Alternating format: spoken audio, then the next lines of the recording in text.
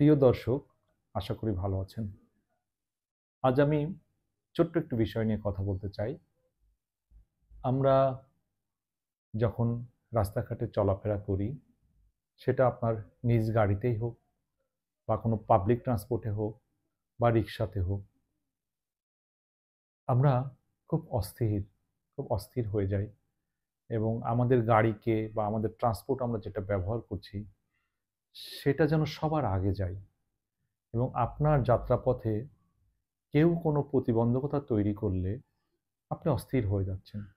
আপনি রেগে যাচ্ছেন, আপনি কখনো কখনো গালিগালাজ করছেন, কখনো কখনো বলছেন আপনাকে আটকিয়ে আপনার পথ কেন আরেকজন বন্ধ করছে, সেটা সঙ্গত হোক বা অসঙ্গত কারণেই হোক। কিন্তু আপনি যখন বা আপনার ওই ট্রান্সপোর্টটি যখন অন্য একজনের চলাচলের ক্ষেত্রে অসুবিধা তৈরি করছে, সেটাও সঙ্গত অথবা অসঙ্গত হতে পারে। সেখানে কিন্তু আপনি আপনার নিজেকেই সঠিক মনে করছেন।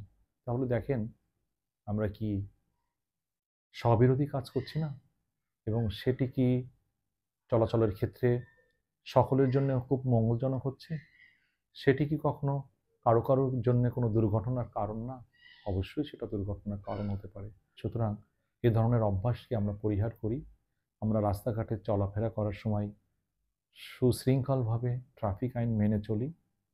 অপরের যেমন যাওয়ার সুযোগ করে দিই, আমিও নিজে যখন যাব তখন নিয়মকানুন মেনেই যেন আমি সামনের দিকে অগ্রসর হই এবং আমাদের যাত্রা সকলের জন্য শুভ হোক। ধন্যবাদ সবাইকে।